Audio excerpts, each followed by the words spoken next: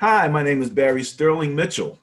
I produce the Sterling Net Point Power Rankings and the Bias Plus reports. And this is Ben and Barry on football. Hello out there. This is Ben Dickerson, your co-host. Free agent frenzy is upon us. Let's get started, bro. I wanted to come up with something different than free agent frenzy. I mean, that was being used, but I couldn't come up with anything else, man. I mean, it's March and it's madness, but that's taken already. So we can't use that one. You know what I mean? And you know what's funny? On our Facebook page, I made note because we just ended the legal tampering period. That is correct. Okay. Well, let me tell you something. That little legal tampering period, it's like a get out of jail free card for the NFL, man, because they was going at it. It's like, oh, we can, oh, we can. And what makes it so bad, you would have thought that today, what time is it? It's 3:48 Eastern time. At 4 o'clock today starts the NFL's new year. Yes. Free agency is open, and go for it and all of that. You would have thought that free agency ended at 4 o'clock today. So much has happened already. It's like, what, is it over yet? It's just kicking off here. So, a whole lot of stuff going on. So let's go to the way we like to do things is to go to our Facebook page. I'm inviting people to come to the page ahead of time and comment on the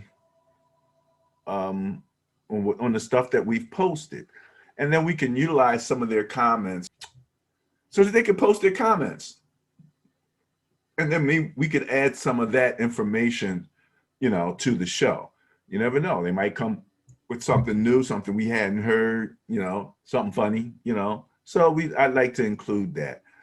All right, so let's get started. What you're seeing right now is our Facebook page. That was last week's show as we positioned it on our page. Let's just have a few quick reactions. Benny, the Houston Texans just picked up Mark Ingram. I remember you and I talking, and you asked me about who I would rather have, Mark Ingram or Aaron Jones. And I was like, I like Mark Ingram. And you were like, you'd be losing in fantasy, buddy. Exactly. Completely. But, it's interesting to see who is going to the Texans. Now, we know Deshaun wants to go. Or at least that's what we're hearing. I haven't heard this from Deshaun. I mean, have you heard anything more direct than from Deshaun than reports are? I mean, reports are that that's what he wants. He would rather play for another team. I have not seen an actual interview where the words came out of his mouth that I no longer want to play here and I want to be traded or released so that I can play for another team. I have not heard him actually say that. Such an interview may be out there. I just haven't seen it.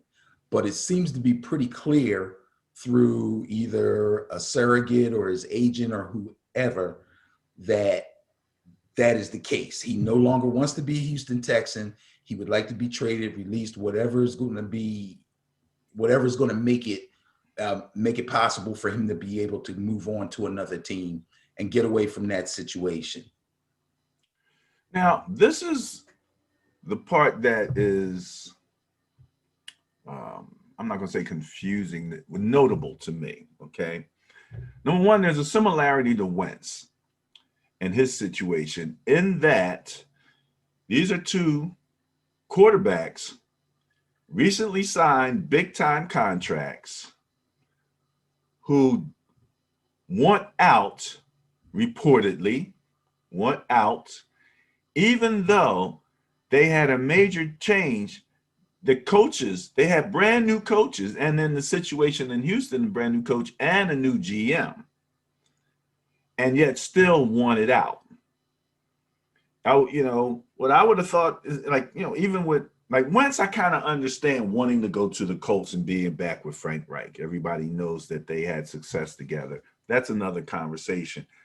But relative to the Houston Texans, the thing that surprised me was when I realized that Texas coach Dave Culley really was the only black head coach hire of the new season. I didn't even realize that there was a black head coach hire. They were talking about Robert Saleh going as a minority coach, but Houston has the only black coach, and from what I understand, a number of their newest coaches and management team are also African American.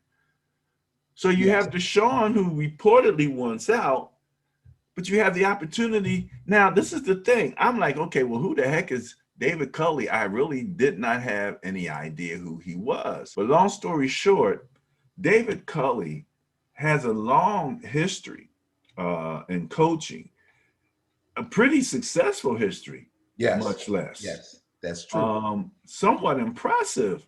I was a bit surprised. You're more familiar apparently than I was with David Culley. Well, I'm not going to say that I was more familiar with him, but when I did understand that they made him the head coach there, I quickly looked, and he's got a pretty extensive resume. He's been around for quite a while, as opposed to some other guys that got head coaching jobs that we talked about in the past, who were simply position coaches and never had a head coaching stint either in college or high school or anything. So yeah, when you talk about those kind of things, then yes, his resume is pretty impressive, and I don't think there's going to be a problem, or I don't think any Houston Texan fans will have a problem with this guy from an experience standpoint. Well, experience is ridiculous. Listen to this, okay? Coming out of college, first of all, he had college coaching experience, but he came out from Texas A&M University as a wide receivers coach. Hired by Tampa Bay in '94, all right, as a wide receiver coach. '96, hired by the Steelers as a wide receiver coach. '99, hired by the Eagles under Andy Reid, okay, and was the senior offensive assistant. In 2013, hired by Andy Reid with the Kansas City Chiefs as his assistant head coach and wide receiver coach. 2017, hired by the Bills as the quarterback coach under Sean McDermott. 2019, hired by the Ravens as the assistant head coach, receivers coach, passing coordinator. And then in 2021, hired as the head coach for the Texans. Man. I'd be wanting to play for that guy. I'd be like, oh yeah, you gonna have it? Hold on here, let me go talk to this guy. This guy's been around. He's obviously an offensive-minded coach. He's been a wide receiver coach for quite a while. He's had stints on very good teams as a quarterback coach. The assistant head coach job is the type of job that tells me that the head coach really trusts this guy. Like he's a real right-hand man type of guy. You know what I mean? So that's impressive also. He's been around. He's been under some good coaches. He's worked with Lamar Jackson. Yeah, you would think on the surface that if you're a quarterback and this guy becomes your head coach, that you would want to play for him. But we have to remember that Deshaun's problems are organizational and happened before this guy got hired. Just like Wentz had organizational problems before the Eagles' new head coach was hired. The difference is, to me, that Deshaun, even under duress, played extremely well. And Wentz played extremely poorly. And Wentz felt like he needed to get out of town to get from under that organization as if it had something to do with his poor play, where Deshaun simply wants to get out because he just does not like the direction that the organization is going in. Obviously, they want him to stay. They keep saying he's our guy, and they're making moves to try to convince him that they care about him and want to make the organization as likable to him as they possibly can. That's the difference. Now, I don't know if that's going to work. I don't know if, here's the thing. If his main gripe is with the owner, he might look at this as, yeah, okay, yeah, you did that because you just don't want to trade me and you just don't want to let me go and you just want to keep me here. But I'm not falling for it because I know where your heart is. That's the way it seems to me. Like he's made up his mind and there's nothing that they can do to change it. Well, and again, on everything you just said, let's just put reportedly. Exactly. Because he hasn't said anything. Because he hasn't actually said in detail, here's my deal. This is how I feel. This is why I'm saying what I'm saying. We have not heard that. You're correct. All right. Let's talk about something a little more celebratory. Give you an opportunity to wax poetic on the retirement of one Drew Brees. Congrats to him. Finally decided to do it. Any words on that? Love Drew Brees. I've always loved Drew Brees. I think Drew Brees has had a stellar NFL career. I don't think anybody can argue that. I've seen these quarterback tier posts on Facebook where I think a lot of people have disrespected Drew Brees. People seem to be really hard on quarterbacks that statistically are extremely good, but haven't necessarily won the number of Super Bowls that people expect from them because, they're so good. It's like numbers aren't enough. You haven't won chips, blah, blah, blah. But Drew Brees is going to be a first ballot Hall of Famer. There's no doubt about that. In my mind, I just can't. I'm not going to speak for anybody else. Drew Brees is a first ballot Hall of Famer. No doubt about it. He's the all-time passing leader. All time. Well, he passed my one test to get into the Hall of Fame, which is won a Super Bowl. See, there you go. See, you're one of those people, but you're satisfied with the fact that statistically there is no doubt and he won a Super Bowl. And I'm with you. That's cool. I have no problem with that. Aaron Rodgers kind of falls under the same umbrella. Yeah. You know what I mean? Oh, yeah. Sure. Yeah. Sure. Absolutely. Hall of Famers still playing right now. Correct. Brees just retired. Aaron Rodgers still playing. Tom Brady still playing.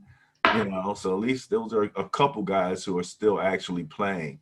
And we pretty much, there's no doubt they're going right on into the Hall of Fame. So there's no doubt about that. And then the other part is with Drew Brees, and we knew it was coming, but he just inked a huge deal with NBC Sports. So we're going to hear him doing coverages. So you're not gonna be lacking for your Drew Brees injections there. You'll get to see your boy Drew Brees and get to see him as he moves on to his second career, joining great former football players like what's your man from the Giants there with the gap tooth?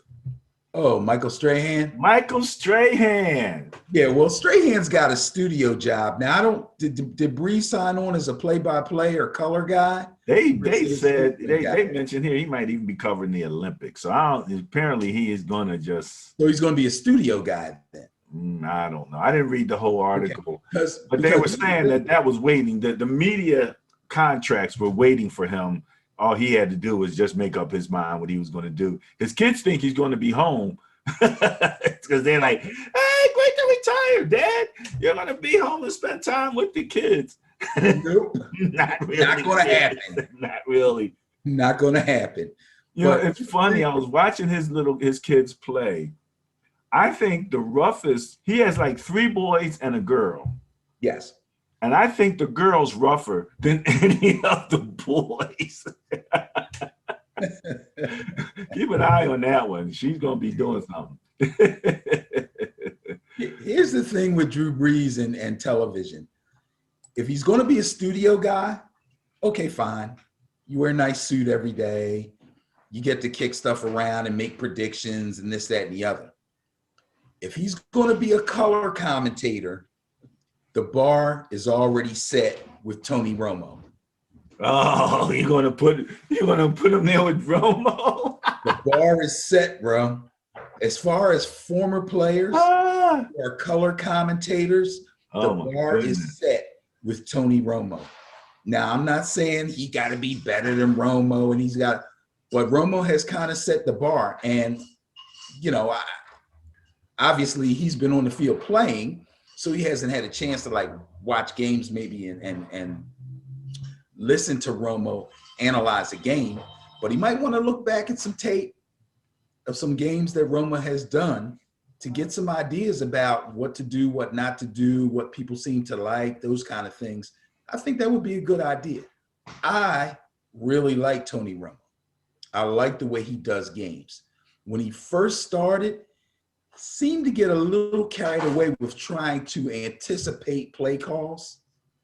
He's toned that down a little bit, but the guy's good, man. The guy's good. Romo calls out plays before they happen. Right. But once he started doing that, it was over. At first, he was going crazy with it. Okay. Because you could tell he was fresh out of not playing anymore. So he was thinking like a quarterback. He wasn't thinking like a color commentator who used to be a quarterback. He was letting it fly like he was a quarterback. All right, here's the situation. This is what we need to do. About that to do. Okay, and that's great. And it was really entertaining. But I think somebody may have checked him on it a little bit, because I've heard people say that they thought that was annoying. Really? Yes. I loved it, but I've heard other people say they thought it was annoying. He wasn't right all the time. People were relishing in the fact that sometimes he was wrong. It was getting a little out of hand. So he's toned that down a little bit, but he's still really good at explaining on his broadcast why teams do what they do, the type of things that teams will probably do because of the down, the distance, the situation, the score. Those are things that the novice football fan may not think about while they're watching a game, and it brings a lot of insight to the game. Now, I think that's a great thing. Well, the other thing is apparently he's not just covering football. So, you know, they got him on the Olympics. Yeah, because that's what the headline said anyway, you know, that they were going to get him started. You know what? If they want him to do the Olympics, then there must be an opening somewhere, and they're looking for some fresh blood. We did miss the Olympics. It was supposed to be in 2020, but obviously because of the pandemic, they weren't able to have it. So they're probably looking for some fresh blood, some new insight.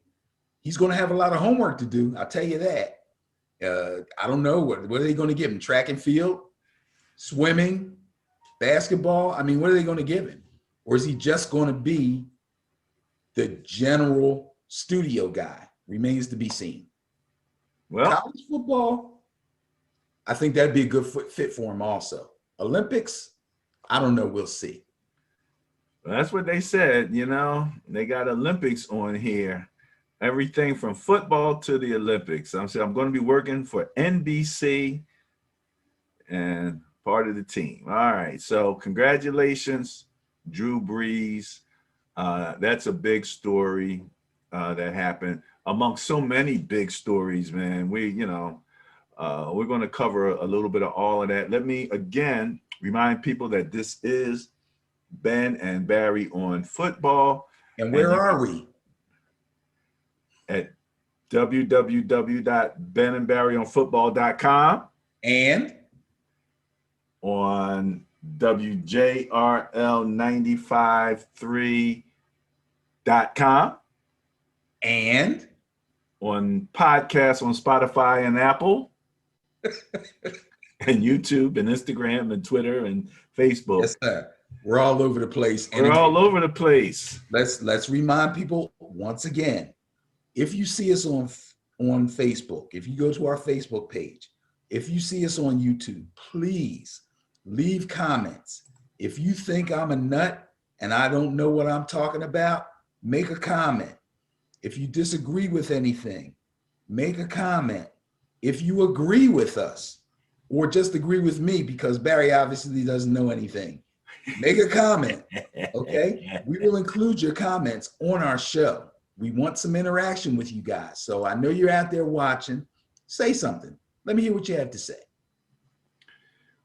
We will bring a different slant to football. So, for example, Benny, I have here an article on the Ben and Barry on Football Facebook page. Ben, I did not know that there was an NFL minimum. We all talk about the maximum, but there is a minimum. There's a veterans minimum, right? That's a veterans minimum. I'm talking about a salary cap minimum. Oh. In other words, they have to spend a certain amount of money. Oh, yeah. Okay. I've heard this. I don't know how it works, but I've heard this. Well, okay. So when I looked at it, and as you can see there, it says here there's a rule that requires teams to spend at least 89% of the salary cap over a 4-year period, okay? But the salary cap, because of the pandemic, fell by like $15 million, Right. okay? They actually established that minimum, okay, before the salary cap was determined. In other words, they had to figure out revenues from last year and all of that kind of stuff to figure out where the salary cap. Before they even got to that, they decided that 180 million was going to be the minimum. So they put the floor in place right there. Right. Salary cap wound up coming in at like 182 million. So it wasn't a big difference, but they didn't follow the normal formula because of the pandemic. Where else do you find out things like that? Exactly. Crazy enough as it might seem. A league minimum. So these guys actually have to spend a certain amount of money. Now, while I'm here, let me quickly say, Ben, it is 4/11. It's 4/11. Welcome to the new NFL year. 4 p.m. passed during the show. So we are now on the other side of the NFL year. And that all the little, what did you call it? The signing period before the end of the period, the legal tampering period. Legal tampering period. Yes. Right. So now it's not even tampering now. It's full out free agency. Go for it. Exactly. So all the guys that you saw that had completed contract negotiations with either their team or a new team, and then it had the little caveat at the end that said doesn't become official until, okay, it's now official. It's now official. All right. Let us do a speed run through free agency. Oh boy. Let's try to keep it to the major players. Well, we're gonna go division by division, real quick. Okay, you lead the I'm way. gonna show it to you. I'll read through it real quick. Somebody you want to, a comment on, hit your comment because we're going to go to the next division. All right. So we have to do this as a speed round because there's just a lot there. And we're not trying to be reporters, but I would like to hear some insights as we make this move. And we're going to try to see how this works. Okay. Okay. All right. You saw how everything else works. So yeah. I'll do my best. All right. Here you go. Here you go. Mr. Fantasy Football. Starting with his favorite team. It's not my favorite team. Oh, I'm sorry. One of your favorite teams, the Buffalo Bills. I know your team. Your team is the Giants, but you have a special fondness for the Bills. Well, the Bills have picked up wide receiver Emmanuel Sanders, offensive tackle Darrell Williams, offensive guard John Feliciano, linebacker Matt Milano, and punter Matt Hawk. So there you go. Those are some of the notable free agency signings for the Buffalo Bills. Now, Emmanuel Sanders, former Niner, just left the Saints. You know, he's a good receiver. He's a good receiver. What do you think? I think Emmanuel Sanders was actually underused by the Saints, which sounds weird after I just waxed poetic about Drew Brees. For some reason, I'm not going to say he didn't fit in their offense, but I believe he was underused. I think Emmanuel Sanders still has a lot more juice, and I believe that he will do better a year later on the Bills than he did last year on the Saints. And of course,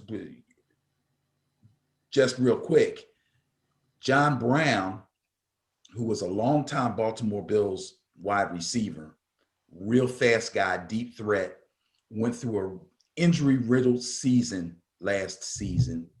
And for whatever reason, they decided to let John Brown go. And his name will come up later as we go through the teams. You'll see him because somebody picked him up.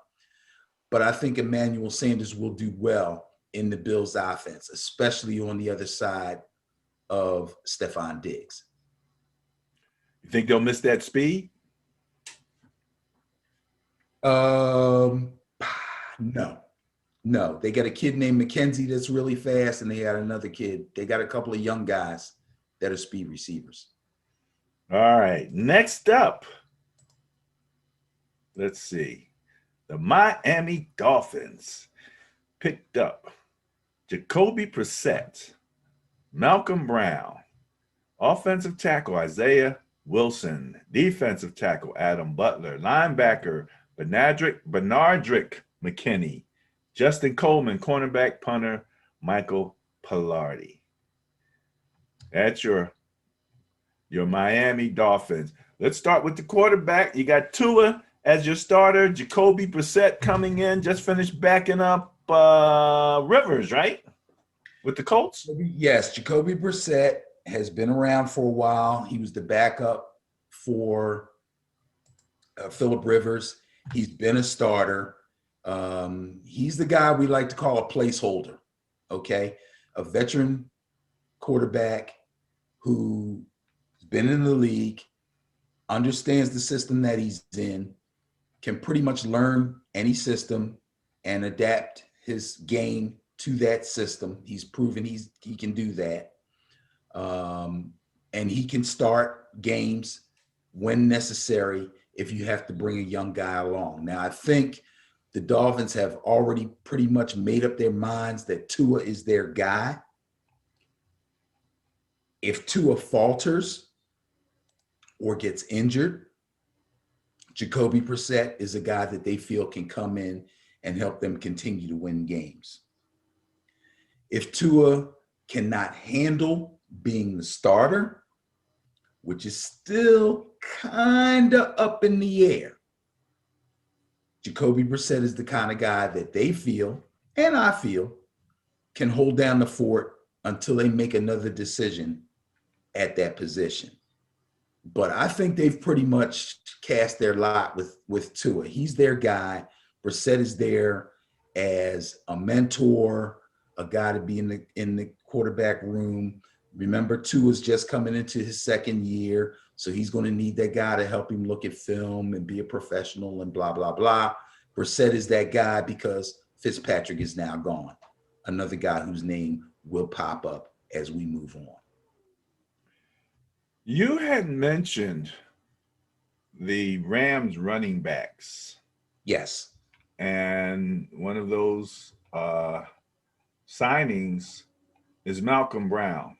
Yes. From the Rams. Yes. Malcolm Brown, for what I can see in 2020, averaged 4.1 yards a carry. So, he's not bad. What do you think about his addition to the Dolphins? No, he had the Rams running back situation was funny, and we've talked about this previously. The Rams had 3 running backs. One of them was a rookie that I thought should have ascended to be the starter at least by midseason. Took them a little bit longer than that because they kept going with Henderson and they kept going with Malcolm Brown. Malcolm Brown has shown that he can be a 3-down back. He's not a great back, but he's a good back. I believe that the Dolphins feel he can fit the position of being a backup to Gaskins, who was the rookie running back in Miami, who had a really, really good season for a rookie. At one point, I thought he was in the Rookie of the Year running, did really well. He did go down with an injury and missed a game or two. So I think Malcolm Brown is there for insurance to cover Gaskins, but Gaskins is the guy. All righty. Next up, we've had a little bit of this conversation, Benny, so let's take a look. The New England Patriots. Oh, man. All right, let's move Cam out the way. Cam signed a 1-year deal. Okay, so barring something happening in the draft, we're expecting to see Cam at quarterback. Nelson Aguilar, wide receiver. Kendrick Bourne, former Niner, wide receiver. 2 tight ends, Hunter Henry and Jonnu Smith. Now, we're talking serious money here. $50 million for Jonnu, $37.5 for Hunter Henry, $22 for Kendrick Bourne. I was a little surprised at that one. Okay, I know you like Bourne, and $26 potentially in a 2-year contract for Nelson Aguilar. Now, they also picked up an offensive tackle, and let me mention, the linemen are right along there with the stars getting signed up right now. Linemen are picking up these contracts in that tampering period. They were getting paid. Offensive tackle, Trent Brown. Center, Ted Karras. DN, Dietrich Wise Jr., Devon Godshaw, Henry Anderson. Those are defensive linemen. Linebacker, Matt Judon. Big pickup. Cornerback, Justin Bethel, I believe is how. And then safety, former Eagle, Jalen Hill. That's 2 Eagles that the Patriots have picked up. Okay, real fast, let me get this out of the way. Let's go all the way down to the bottom and look at Jalen Mills, okay? I got this thing. We're here in Philadelphia with Eagle fans and their players going to other teams. And they're really quick to trash these guys, especially the D-backs, because their secondary has been an issue for at least before, even during, and definitely after their Super Bowl win. He's trash, he's toast, he's this, he's that. There's a guy named Patrick Chung And there's a guy named Eric Rowe who won Super Bowl rings after leaving the Philadelphia Eagles and going to the New England Patriots. Jalen Mills, if he plays well next year, don't be surprised. Don't be surprised. Because people have been trashing Jalen Mills for days. Okay? 4 years, $24 million. That's a nice little contract for a DB who hasn't had a really great career. But it's about $6 million. Yeah, ain't nothing wrong with that. And much less, you talking about they trash Jalen Mills. Man, what about Aguilar? Remember the right. the newspaper where they had the fire? Yes, and the guy caught the baby. They tossed the baby out of a burning building, and this guy made a great grab and caught the baby. Yeah, I remember all that. But at least Finish the story. Tell him what he said. Oh, he said he was glad he wasn't Nelson Aguilar because he probably would have dropped the baby. Yeah, something along those lines. I'm paraphrasing. Yeah, that was funny at the time when it happened. Oh my goodness. But at least Aguilar has had a chance to prove himself with this last season with the Raiders. I mean, his Raider career and his Eagles career, even though his Raiders career was only for 1 year, he was only with the Raiders 1 year, right? I believe so. Night and day. Yeah. Okay? Night and day. So he was able to show that forget about everything you saw in my previous life. Once I went to the Las Vegas Raiders, I was able to show that I am a viable wide receiver weapon in this league. And that alone, and obviously he's shown that he had skills when he was with the Eagles, but he proved himself with the Raiders was good enough for Belichick to reach out and get this guy. Okay. So I think it's a great pickup for them. They obviously are going to go all out to improve their team. I don't want to say all out to really totally rebuild and become great again, because they only signed Cam for 1 year. He's going to be on a 1-year deal probably for the rest of his doggone career. But it's incentive laden, probably. The deal is, if they're going to use Cam, if they're going to keep Cam as the starter, they have to give him weapons. N'Keal Harry is not going to get it. And Edelman cannot carry this deal by himself. And let's move on, because we always have known that the New England Patriots are a tight end centric offense. They've gotten away from it, and it looks like they're about to get back to it with 2 serious centers. Two serious tight ends, man. Jonnu Smith and Hunter Henry. Right. And we talked about both of these guys last week, and I believe that I gave both of them their due. Okay.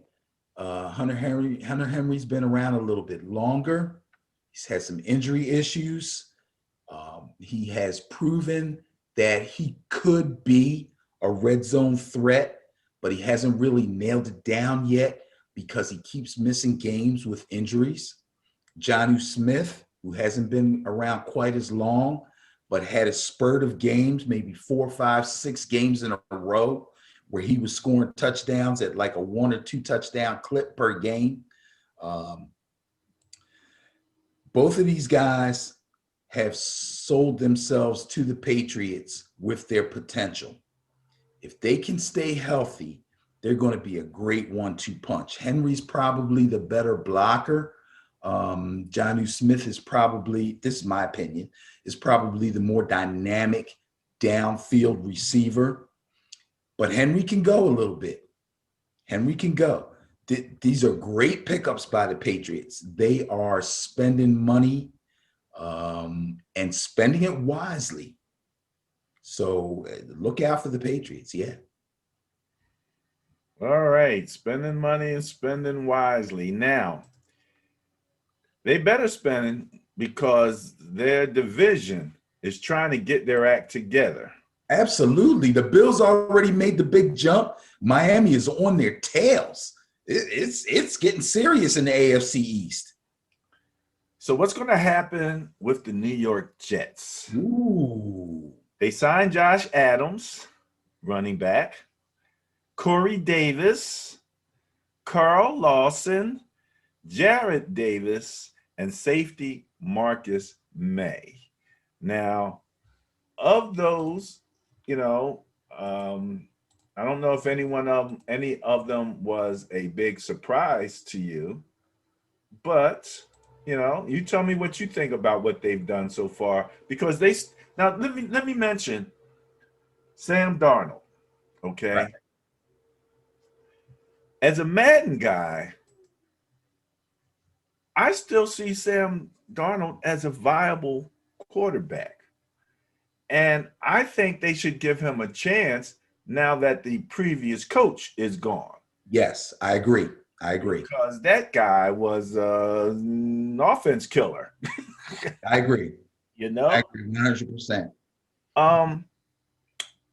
Salah brought an offensive coordinator with him, LaFleur, brother of head coach for the Packers. Oh, he's his brother. I didn't know that. Yeah, he brought Okay. him All right.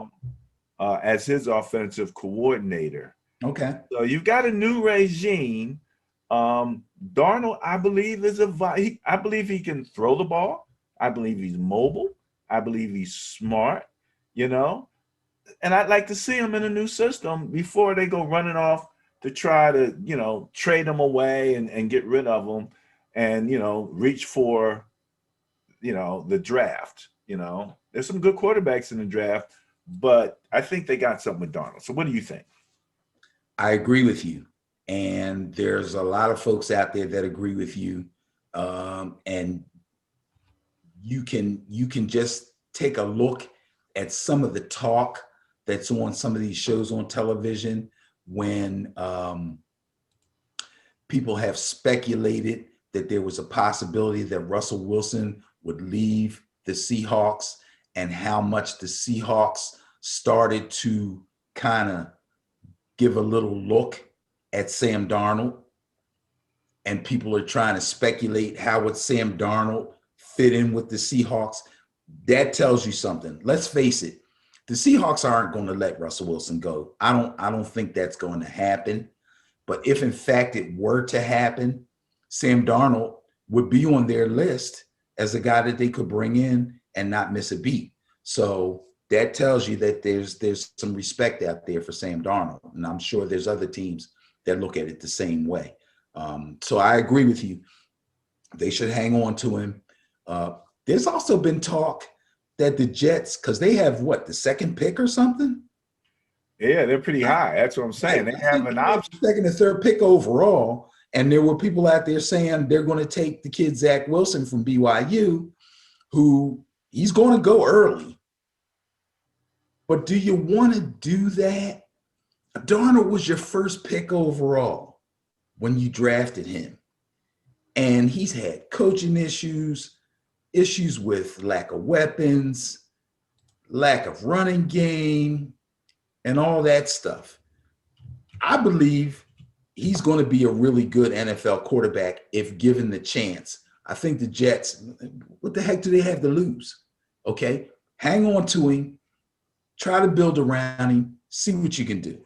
Yeah, I agree with you 100%. Sam Darnold should stay in New York, and they should see what they can do about building around him and letting him show what he can actually do under a new head coach, without a doubt.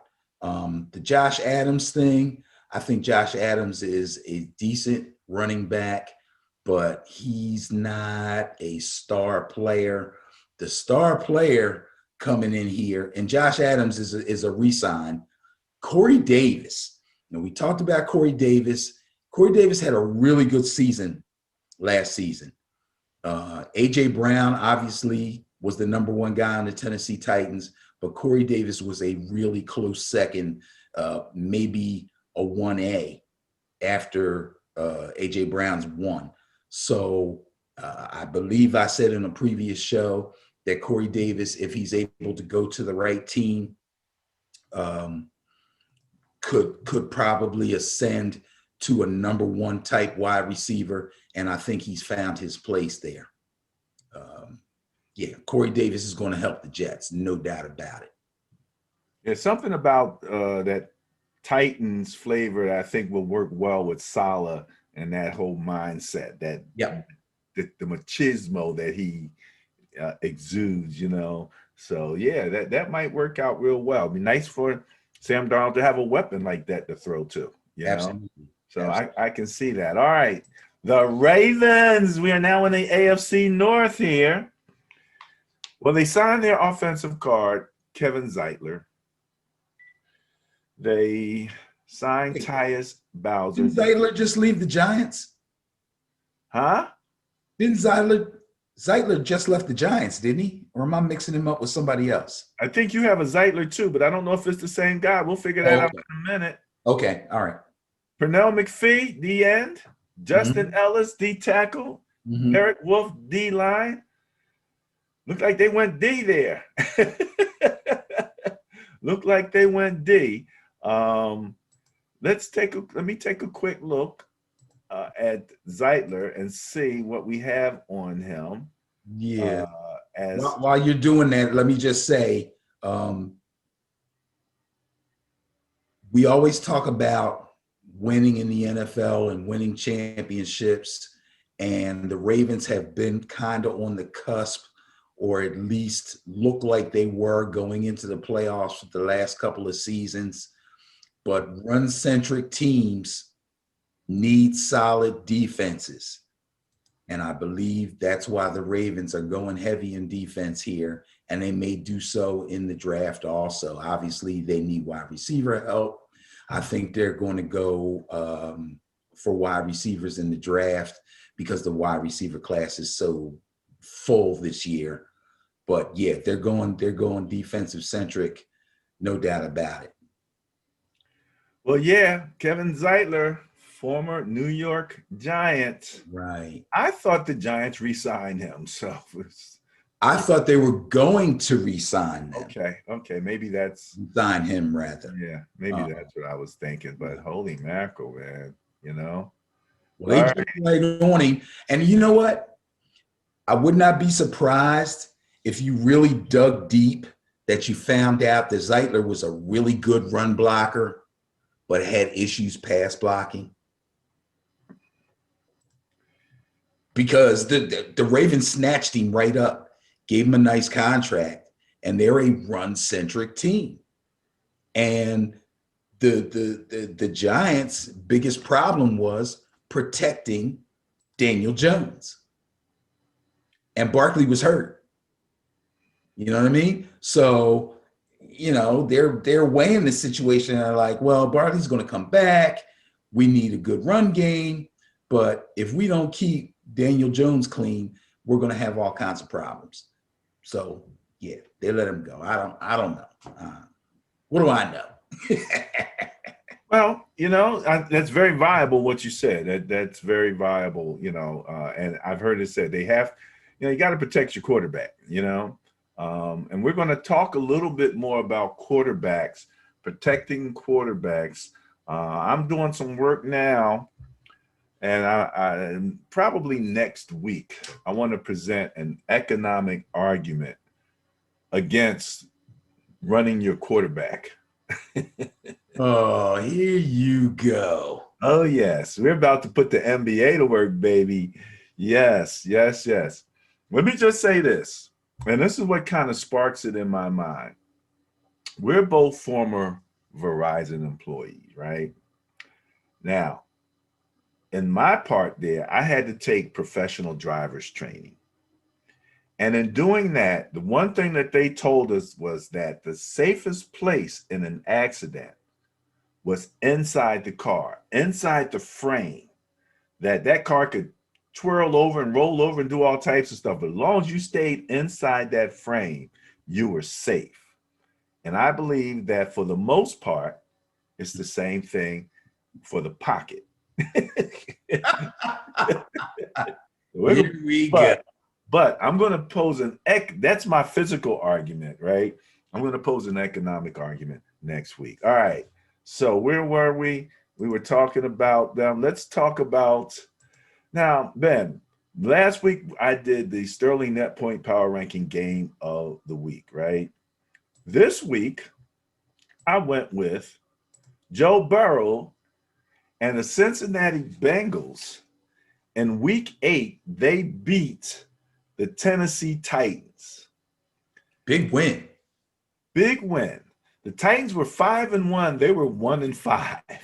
But the Titans were coming off a loss to the Chiefs, I believe. And I don't know what the Titans were doing, but they just could not keep it together on the drive. They had at least 3 turnovers, most of them, I believe, interceptions. And what week was this? 8. Okay, so Burrow played in this game. Yeah, he didn't get hurt till 11. Okay, got it. And one of the things that I saw about the weeks leading up to that was that Cincinnati did not even try to run the ball way too often. Yeah. Joe Burrow had more rushing attempts in some games than his running backs did. Mm-hmm. And again, with what I just told you, if this is your franchise quarterback, this is the future of your franchise, that just didn't make sense. All right, here are their free agencies. They brought in Brandon Allen on a 1-year contract, quarterback, I guess, backing up Joe Burrow. Right. Defensive end Trey Hendrickson, that's a big one, right? Chidobe Awuzie, that's a big one. Mike Hilton, not bad. Brandon Wilson and Clark Harris, safety, and long snapper, LS. So there you go. That's your Cincinnati Bengals free agency signings. What do you think about those? Okay, so re-signing Chad Allen was a smart move. Obviously, he's been there, knows the system, good teammate, blah, blah, blah. He's been in the league a few seasons, so he can help Joe Burrow. Nothing wrong with that. Other than that, shoring up their offensive line is important. Shoring up their pass rush is extremely important. Long snapper, believe it or not, is important. Okay. And I think they have a pretty good kicker too. So, it looks like they're trying to keep things as steady as possible for Joe Burrow. Without a doubt, he is the most important guy on their team right now. They could use a full, healthy season out of Joe Mixon. They had a lot of problems with their running game once he went down. And AJ Green came back, but he had been out for a really long time. And it just seemed to me like it took him an entire season to really get his legs back under him. But again, he's another guy whose name is going to pop up as we move on to some of these other teams. Yeah. He's an oldie but goodie at this point. AJ Green. How long have you been playing now? He's been around a little while, but he's still got some juice. It's just he had a really bad injury, and it took him an entire season. Well, it took him out for an entire season. And when he came back, he just was not the same. He didn't catch very many passes. I believe that he was having problems getting open, but he was healthy enough to play. He just was not himself. I think now that he's had a whole season and he gets a whole off season under his belt, he'll play a lot better with his new team, which we will talk about later. All right. The other Ohio team, the Cleveland Browns, not as busy. They have Takaris McKinley and John Johnson. That's a DN and a safety that they signed in free agency. And that's pretty much it for right. Yeah, I think we talked about John Johnson when we were doing our franchise tag show. And I said that there was a good possibility that they would tag him. And if they didn't, they will probably try to work out some kind of a long-term deal for him. What did he sign for? 2 years, 3 years? Let's take another look there. There you go. 3 years, There you go. Okay. 33.75 mil. Right. So he's an important guy as far as their defense is concerned. They locked him down for 3 years, got a nice deal. Good for him. Good for them. They're probably working their way through the salary cap and getting ready for the draft. So they didn't do a whole lot. All righty. And you had mentioned John Johnson. I wanted to take a quick look and see. Yeah, wow, man. Rated 86 on Madden, so that's pretty good. If you can get an 86 safety, you got a little something there, you know. So fantastic, fantastic. Okay. What do we have next here? We are going to go to, oh man. All right. I don't know what, yeah, we know what happened with the Steelers last year because we saw it happen, but it was kind of weird. So the Steelers have Ray McLeod, wide receiver, agreed to re-sign on a 1-year deal. Zach Banner re-signs on a 2-year deal. Offensive tackle, offensive lineman B.J. Finney, 1-year deal, and cornerback Cameron Sutton on a 2-year deal. So, they pretty much kept their little team together with their, with the contracts, Yeah. I don't know. This is really nothing to get real excited about. Cameron Sutton's probably the biggest deal there, to try to keep their defense together. A defense that started off the season looking darn near dominant, but then over the course of the season started to slack up a little bit. I don't even have a good word for it. Obviously, they have offensive issues, but they have a number of really good, really young wide receivers. And their issue right now is, can James Conner snap back and become a really good 3-down running back for them? And how much can they squeeze out of Big Ben? I mean, that's the biggest questions for the Steelers as far as I'm concerned. And they lost, they lost Pouncey. So they got to get a center. Yeah. Yeah. All right. Next up, the Houston Texans, who we talked a little bit about in the beginning of the show. Signing quarterback Tyrod Taylor, signing running back Mark Ingram. We talked about that. Andre Roberts agreed to terms. Wide receiver, about $6 million, a little under $6 million. Pharaoh Brown, don't know much about him. Tight end. Offensive tackle, Marcus Cannon. Offensive guard, Justin McCray. Offensive lineman? He just gets called He a plays lineman. multiple positions. Justin Britt. D.N. Shaq Lawson. That's the big deal there. D.N. Derek Rivers. D tackle Malik Collins. Linebacker Camus Grugier Hill. I'm sure I screwed that up. Linebacker Christian Kirksey on the set. Terrence Mitchell. That's my cousin, man, I'm sure.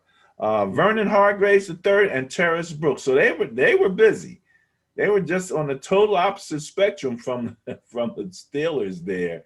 They're signing them left and right, man. They're trying to put something in place for the quarterback that don't want to be there. Yeah, hold that. Don't scroll anymore. Whoa, stay right there. He's on a 1-year deal. Okay, because I remember Vernon Hargraves used to play for the Buccaneers. So he went over to them. They re-signed him. So they think he's still got some juice left.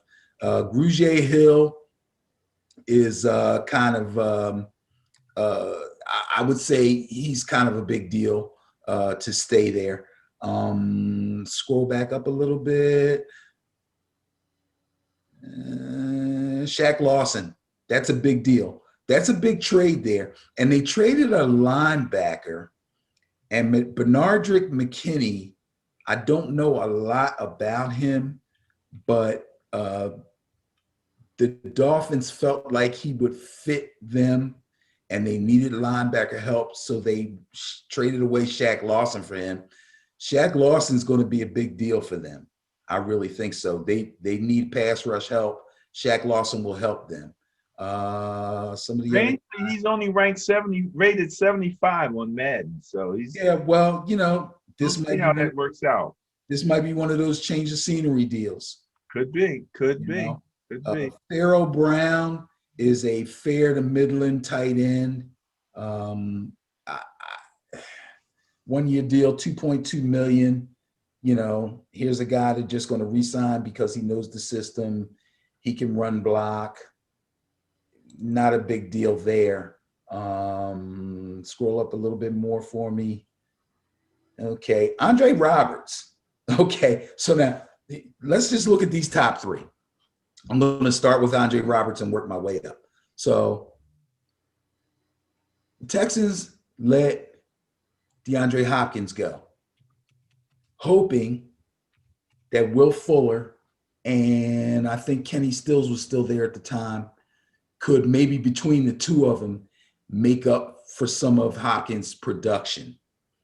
That didn't exactly work out, but what happened was Will Fuller stayed healthy and proved that he can be a really good wide receiver.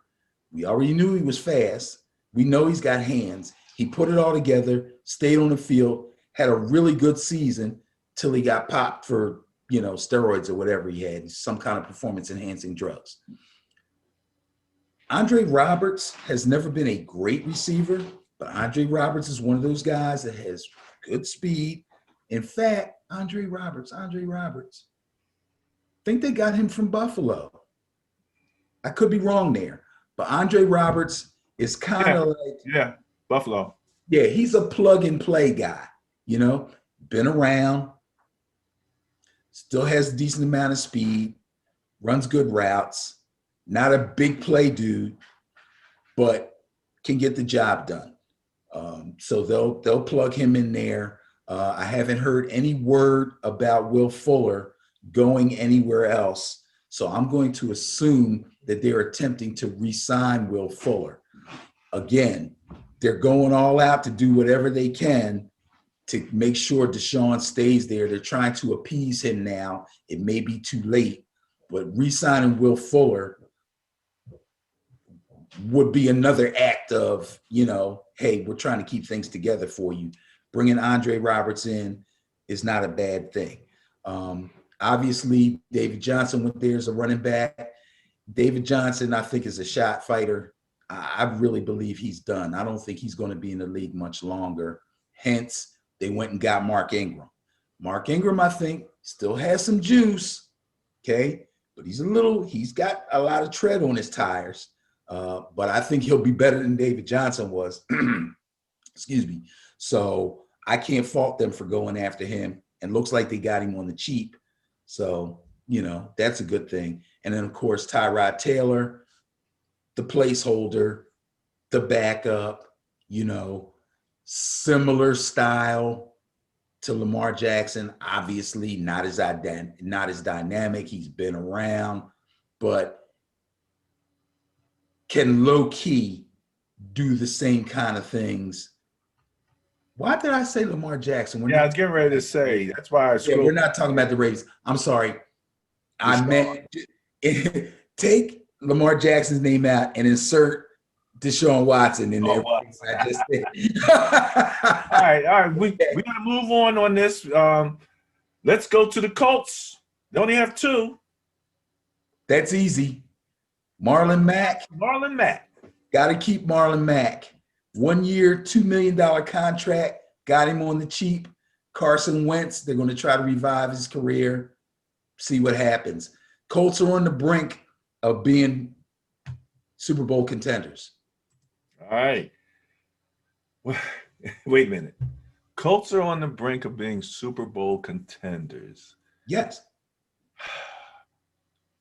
Colts are on the brink, or Colts were on the brink? Are you saying are with Carson Wentz? With Wentz, you think they are? That depends on Carson Wentz. It sure does. We don't know what Carson Wentz we're going to get. I'd like to think on the positive side. Again, I am not a hater, okay? I don't love my team and hate everybody else. Wentz is going to have all the opportunities in the world to prove that what happened in Philadelphia was not so much on him. And Frank Reich, he's got to bring it out. If they can get the positive Wentz, they're right there. Moving right along. Jacksonville Jaguars. With that #1 pick. There's another team that's been working. You know, they weren't Patriots been working. These boys been working. I talked about Carlos Hyde last week. As I watched the game of the week, and he had a great run against the Arizona Cardinals.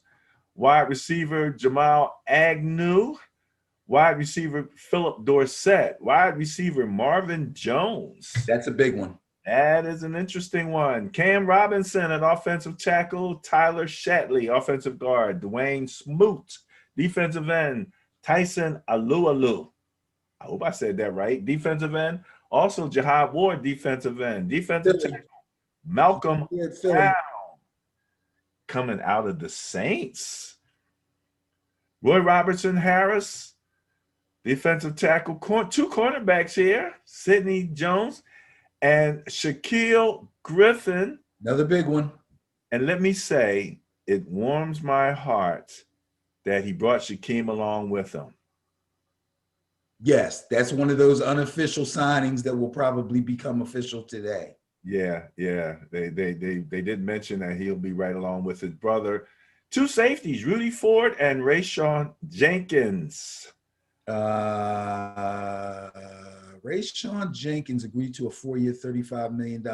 Okay, so they like him. Carlos Hyde's coming in as a backup. The rookie running back the Jaguars had last year had a really good season. I forget his first name. His last name is Robinson. He's the starter. Carlos Hyde will be the backup. Carlos Hyde basically has been a backup his entire career. And wide receiver. Not when he was with the Niners. Okay, how long did he start, bro? 2 or 3 years. 2 or 3 years? I think so. I'd like to say 1.5 to 2 years, but okay, fine. He's okay. And who's the big receiver they got? Who is the big receiver that they got? Let me bring that back in my head now. Quick here. It's a big move. Marvin Jones? Yes. Okay, so Marvin Jones has left the Detroit Lions and gone to the Jacksonville Jaguars. Now, Philip Dorsett used to play for the Colts. He also played for the Patriots. He's a guy that's just been around. He's a speed guy, but he's not a big-time receiver. He's one of those take the top off type dudes, I think. He's not that big a deal. Marvin Jones is a big deal. Marvin Jones is going to move in and be the #1 receiver there. It's interesting. I'm looking at the contract. Marvin Jones, short-term $7 million. Yeah, what does short-term mean? Does it mean? I don't know. 1 year? Jamal Agnew, a 3-year, $21 million, which is averaging about $7 million. Jamal Agnew on the Madden ratings is only rated a 70.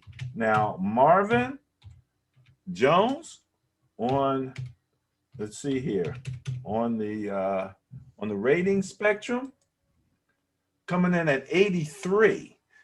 So Marvin Jones is the man there. They gave Jamal Adams a 3-year deal. We'll have to see how that all works out. Now, what do you think about Philip Dorsett again? Philip Dorsett is a fill-in. Philip Dorsett is a journeyman. I don't know. I don't know what to say about Philip Dorsett. He doesn't impress me. He never has. Came in with what seemed to be a lot of potential, never really fulfilled it. But Marvin Jones is a really good receiver. He should thrive there, especially with the new quarterback coming in the draft. Jamal Agnew, I don't know a whole lot about him. He's never made any real noise. As you said, his Madden rating is low. Give him a 3-year deal for $21 million. I don't know what's going on there. So I'm not going to pretend that I know Interestingly, Philip Dorsett is rated 77. he's fast. That's it. Dude, they got him at 94 speed. Yeah, Definitely he's fast. fast. That's it. Can't teach speed, man. Can't teach speed. Question is, can you take advantage of it when you have it Right. on the team? That is the question. All right, let's move right along. Next up, Benny, I think we're going to wind up finishing up in the AFC. Excuse me, coming back next week to cover some more of this stuff. That's cool. Tennessee Titans got a couple tight ends, Anthony Fisker and Jeff Swain, an offensive tackle, Kendall Lamb, D-end, Danico Autry, linebacker, Jayon Brown, linebacker, and this is a big one. Oh, that's Bud a big one. Dupree. That's a big one. And Janoris Jenkins, your boy, Jack Rabbit. Jack Rabbit Jenkins. Oh, going to the Titans, man. Going to the Titans. Real fast. Jack Rabbit Jenkins has some of the worst DB technique I've ever seen. How this guy has been able to create an NFL career is beyond me, besides the fact that he's fast. Bud Dupree is a huge pickup. As you can see, they signed him to a 5-year deal. Okay? He's their guy. How the Steelers let him get away, I don't know, but I think the Steelers cap situation is kind of jacked up. What's they get? Let me see that again. There's at least one more guy. Oh, okay. Hold on a second. Let me get you in here so you can actually see what's there. All right. Well, you have Jeff Swain. Oh, yeah, right. Anthony Fisker and Jeff Swain together, they are hoping will make up for whatever they're losing by letting Jonnu Smith go. They realize Jonnu Smith's potential. And sometimes these teams don't want to pay what they know the guy is really worth if they think they can get away with another guy or two who can give them the same production as that one guy. Volume versus quantity, or quantity versus quality. Quantity versus quality, yes. That's quite possible. All right. So we're gonna finish up the AFC here, Benny. Let's move to the AFC West real quick and take a look at the Denver Broncos. Only 3 signings: Shelby Harris, staying in Denver; Ronald Darby, cornerback, another Eagle, showing up with a 3-year, $30 million deal. With 19.5 fully guaranteed, Jimmy Christmas. And they put the franchise tag on Justin Simmons there. Right. And that we predicted when we did our show about franchise tags. I predicted that Simmons would get tagged.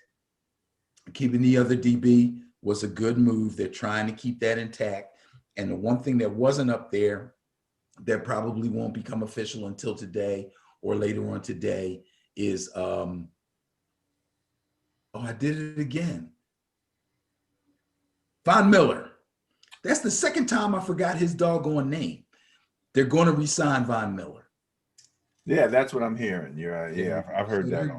They're trying to keep their defense intact with veteran players. I'm sure they'll do some work in the draft, but they're trying to fix things in Denver. Well, they better fix things in Denver because the Kansas City Chiefs just picked up Joe Thuney. They lost their linemen, their offensive linemen. Their line looked like they were just going everywhere. And so they did that. And they pick up Taco Charlton at defensive end, re-signing on the one. They like Taco, so they re-signed him. Thuney got a 5-year deal. That's pretty big. They really like Thuney. 80 mil, baby, 80 mil. Yeah, my whole thing with the Chiefs is all that belly aching they did about losing Fisher and Swartz, their 2 tackles, and how they would have made such a great difference and this, that, and the other. And then the season ends, they lose the Super Bowl, and they let both of them go. I mean, they released them, right? They didn't trade them. They Yeah, I think released them. so. It's a little weird. That's a little Yeah, weird. it's a little weird. Fisher was Andy Reid's first draft pick once he went to Kansas City. Wow, really? Yep. Really? All right. Next up, we have the Raiders signing a 1-year deal with John Brown. Offensive lineman Denzel Good on a 2-year deal. Yannick Ngakoue, Yes. defensive end, 2-year contract worth $26 million. And Woo, that's a nice Nicholas, contract. huh? That's a nice contract. 13 mil. Well, remember when we did the franchise tag by, so he's right. He's just a little bit above. I think they were like 12 mil for defensive ends. Right. So he's somewhere right in there. And then Nicholas Morrow, a 1-year deal worth $5 million with 4.5 fully guaranteed. Not bad there. So there's your Raiders right there. Yeah. So what the Raiders did was they took Aguilar, or rather than pay Aguilar, who's coming off of a really good season, and giving him what he's worth, they let him go into free agency and grabbed another speed guy, John Brown, coming off an injury-riddled, not so good season, and pay him a lot less money. Boom. All right. That doesn't sound like genius to me coming out of the Raiders camp, but okay. As simple as that. It's a money deal. It's a money deal. All right. It is what it is. And then we're going to finish up the AFC here with the Chargers. The Chargers. Corey Linsley, center, $62.5 million 5-year deal. Woo! For Baby. a center. That's a center. But then they said that, he's extremely intelligent, and they want to protect Herbert, man. They found they came up with a gem there, and they know what they got to do to take care of him, and they better do that. Cornerback Michael Davis, 3-year deal, $15 million, and kicker Michael Badgley on a 1-year deal. So, yes. Hmm. Badgley's a really good kicker. Badgley had some injuries, but as soon as he was healthy and he came back again, he was kicking well again. And of course, yeah, you want to make sure that your offensive line stays intact if you have quality people there. So you got to give the money up to your center because he's extremely important. The center touches the ball on every play. Quarterback touches the ball on every play. It's pretty simple. All right, so that takes care of the AFC. We're going to come back next week and do the NFC. There'll probably be some additions. We'll have to maybe do some things to go back and make sure that we pick up on any AFC additions in free agency that we didn't mention. Lots of stuff happening on the NFC side. Anything in particular that you want to mention on the NFC side that we just You read my mind. Some people may not think that it's a big deal that AJ Green went to your rivals, the Arizona Cardinals. I predict that AJ Green will be back as a viable / possibly really good, I don't want to say great anymore, but really good receiver. Once again, you was kind of talking bad about him there. Talking about, how long's this guy been around? AJ Green, blah, blah, blah. He still got some juice. Could be trouble on the other side of Nuke. And when they make a pickup like this, not to belabor this, because we're going to talk about the NFC next week, but when they make a deal like this, that tells me that they might be kind of stuck between the young receivers like Christian Kirk and the older guys like Fitzgerald. They're like stuck in the middle, and they're trying to find that other bookend receiver to complement Hopkins. So we'll see how that plays out. All right, let's wrap this up with a few things from the page. First of all, I want to mention here We are building a new website. So when you go to www.benandbarryonfootball.com, you will end up at our new site. There's a picture of it, so you'll know that's where you are when you're there. So, and it's still in development, but I'm really happy to have a site for all of our podcasts and things of that nature. So you can go to one place and get to everything. So we'll be working on that to make that a little bit better every week. Ben, I did need to mention. Yeah, I sent you that. Yes, I sent that to you. Okay, well then say it again then. Say it again. About this dude, Eric Stokes Jr. Right. Yeah, he's a cornerback for Georgia. He's coming into the draft. He ran a 4.24 40. Blazing. Blazing. Crazy. And he's like 6 foot. He's no little guy. Crazy. He's like 6 foot, 6'1", maybe 180, 185. Nice size for a corner. Nice size for a corner. Not bad. But this dude can run with anybody. And the quotes that are coming out is, this dude just made some money. As soon as he finished that race, he should have heard cha-ching, cha-ching. Okay. And it's not like when you take a chance on a receiver, oh, that's my deep threat right there. I can get that guy, he can take the top off, blah, blah, blah. No, this guy's a corner. That means he can run with anybody. I don't even care if he can't catch. He can run with anybody. As long as he's got good technique, as long as he's not Janoris Jenkins, you know what I mean? This guy just made himself some money. Yes, he did. The interesting thing, and what I heard them talk about in terms of maybe on the deficiency side, were the same types of things that we heard about DK Metcalf. Oh, here we go. Yeah, see, hey, that stuff. So we shall see, because let's face it, man, you can be maybe a little weak on this or that, but when you're running that fast, when you can run that, you can make a mistake and make up for it just with your natural speed. All right. So, Benny,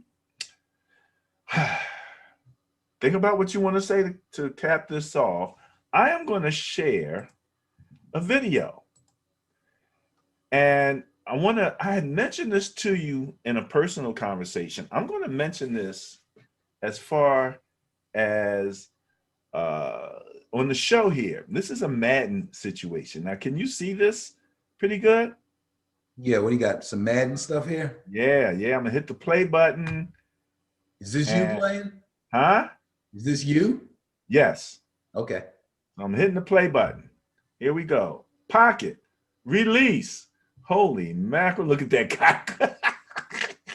That's Mostert. That is Mostert.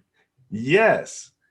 Now, the reason I'm showing this play, I had mentioned to you before that I noticed in Madden that when I changed the player, a secret set of audibles seemed to come out of nowhere. Remember I told you that? Yeah. We kind of talked about that a little bit. Okay.